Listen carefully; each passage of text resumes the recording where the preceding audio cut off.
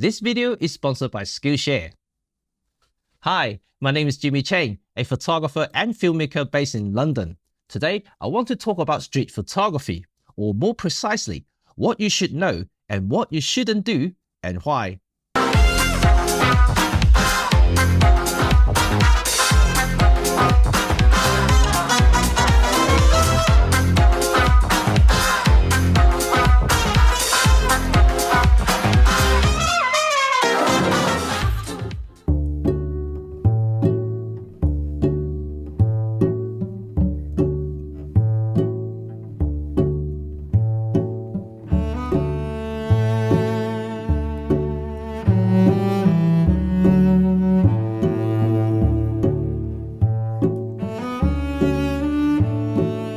Despite my professional being a documentary and portrait photographer, I have been photographing the streets for as long as I remember using a camera. And this is something that got me into photography and finally ended up giving my 9 to 5 and became a full-time photographer. To me, the street is a playground full of life and values, and that may not be apparent immediately, which I will talk about it another time. And this is a place packed with opportunities waiting for you to discover. With the right mindset and a bit of skills and creativity, you can turn these opportunities into something interesting with values and stories, and all without spending a single penny. But these aren't just snaps of what's in front of me, but of how I see or how I interpret what's going on in front of me. Street photography is very personal, and you can often find out the photographer's character just by studying his or her body of work. Every photographer has his own approach and vision, and there is no right or wrong. With that said, what should you do if you want to photograph the street? And what you should and shouldn't do, and why? I said that street photographer is a personal interpretation of what's happening in front of you on the street. And again, I want to emphasize the word personal, because if you force yourself to be someone else, you lose your voice. And if you lose your voice, you can't speak. And that means your images cannot communicate to your audience. Martin Parr once told me his gas station photo in 1999 was taken with an intention for him personally to remember what a gas pump looked like in 1999. Had he released the photo on the same year of taking, it would not have the same value as today. Vivian Meyer's photos were all shot for herself to remember lives around her, along her daily commute to work as a nanny. She didn't even have a slight of thought of showing any of her photographs to anyone, let alone public exhibitions.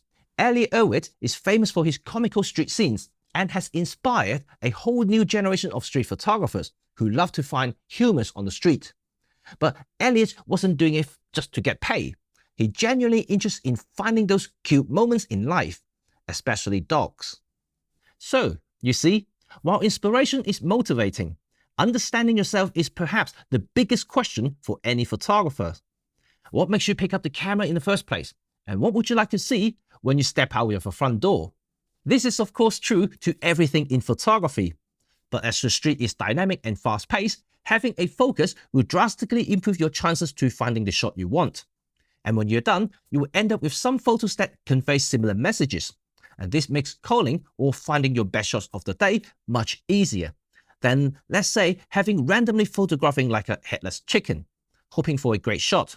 And if you do that, you will end up with a ton of mix and match images that are meaningless and lack of direction. Quality is always over quantity. Instead of machine gunning on the street, it always helps when you actually know the street that you're photographing, of course. Many street photographers often have territories, places that they know inside out. This is also critical in improving the quality of the photographs. Henri Cartier-Bresson, famously known to visit places that he wanted to photograph many times before he made that shot. And he would study how the local behaved, when it was quiet or busy, when the light hitting a certain angle, or even weather, cloudy or sunny, as it would affect the contrast of the image, which would affect the mood, of course, and the outcome ultimately. And Henri didn't just hit the street and shot randomly. He literally owned the street. Pretty cool, huh?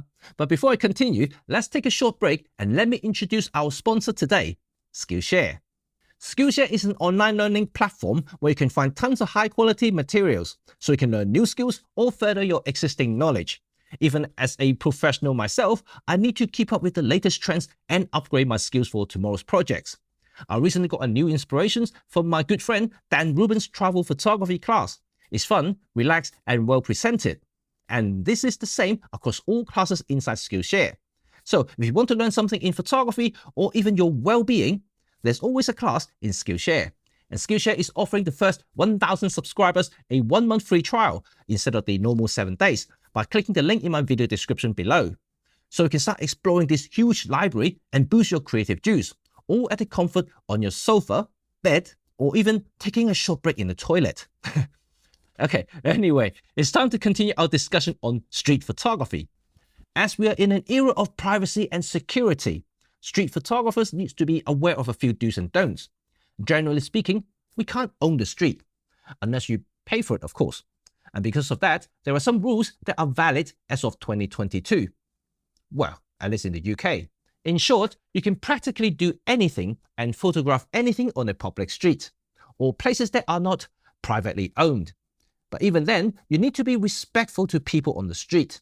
For example, I love low-angle shots to give a unique perspective to viewers, but it's also an angle that could potentially upset some ladies walking past. Breastfeeding is another hot topic this year, which will become illegal to photograph in England and Wales, even if she's in a public place.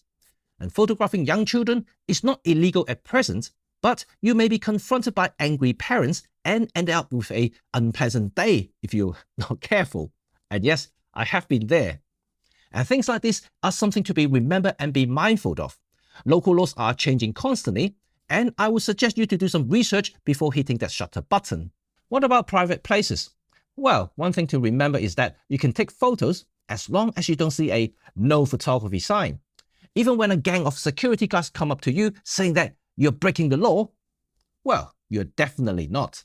First, unless it's clearly signposted and present everywhere around the property, you cannot be told verbally or be threatened with. And you're certainly not breaking the law. The property owner can sue you, but they will have to go through the legal route and it becomes a civil matter. The police won't bother or they would arrest you.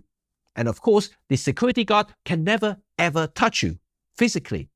But when I ask them to call the police, well, as they have no right to arrest anyone, they usually back off and just give me some verbal warning instead, and just tell me to bugger off, quite literally. You see, the street, or at least in the UK, is not what it used to be. As always, stealth is a good practice, not because you don't want to disturb your subject, but rather get away with unnecessary attention that could potentially get you into troubles. These are some tips for you if you want to photograph the street. Remember, it's fun, it's exciting, and can be very rewarding. And of course, it's also free.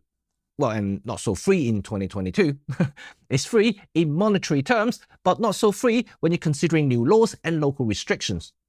So remember, if you want to become a good street photographer, be yourself and find your voice.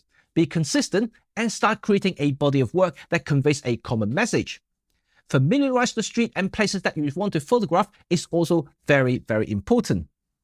And that's it, and I wish you all the best and hope to see your shots very soon. You know what to do now. Thumb if you enjoyed this video and sub if you want to stay tuned with anything photography and filmmaking. Peace!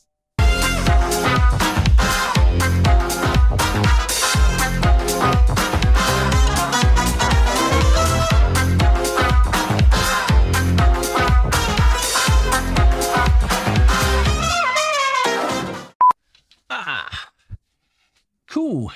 Well, thank you for joining me once again. And yeah, you may have seen my community post saying that I've been kind of off the radar, a bit ill, isolating from this COVID thing in the last couple of weeks. And in fact, it's been kind of messy since Christmas time. It was first my son, and then it was my wife and me, and now my daughter. Yeah, it's the whole family. But at least we're all done now. We're all healthy. We're all recovering, almost 100% now. I am currently, at time of filming this video, I'm still isolating. And so I can't really go out. So the best thing to do is probably film around the house. Yeah, nothing much I can do about it really. And that's the current recommendation and government guidelines that I would like to follow. But apart from that, everything's good. And I hope you enjoyed the new series though. I've been starting to do a lot more educational content. a lot more about photography, the essence of photography, why you should be doing certain such and such. And I hope these are all helpful content for you guys. And I hope you are, interested in all of these stuff that I'm doing, because I'll be doing a lot more, I'm telling you. And, don't worry about it. Gear review will still be coming. And, but I just want to expand a little bit now for this channel. I would like to promote the photography community in a creative sense. Also, filmmaking, I haven't abandoned the filmmaking crowd. If you got video guys, I'm still there, and I'm just, having some thoughts about what sort of things I would like to do. Someone suggested doing something about lightings in photography, and also something about the making of a film kind of thing. They can be very complicated, and so I would need to think about it a little bit longer and to see how I can break it down maybe into smaller chunks and make it digestible so that you guys can understand a little bit better, because they can be quite technical at times. And so I just need to, spend a little bit of time. Remember, I'm doing all this for free. But, all your views, and if you use any of my affiliate links, everything helps. You can always buy me coffee. That will support this channel and help me make more videos like this, because it does take me a lot of time to, first of all, doing the creation process, the preparations, then the filming, then the editing, and, the content, the ingredients inside each of the videos has to be done properly, and I want to research properly, and not that I just want to speak it out of nowhere. Of course, a lot of them will come from my own experience personally, but still, I want to make it a more presentable ways. I want to, maybe slot in some photographs that you see, that are inserted in the video, some past masters photos, examples, for instance. Those takes time to find, and also, to analyze as well. Yeah, I just, hope that you guys appreciate it. But anyway, I do appreciate all your efforts and of watching these videos, and also your love and care, not just for me, and for also my family as well. So I treat you guys like my closest friends ever. So thank you for that. But anyway, I don't want to make it this any longer now. Just some, final words for this video, and I'll see you all next time. Peace.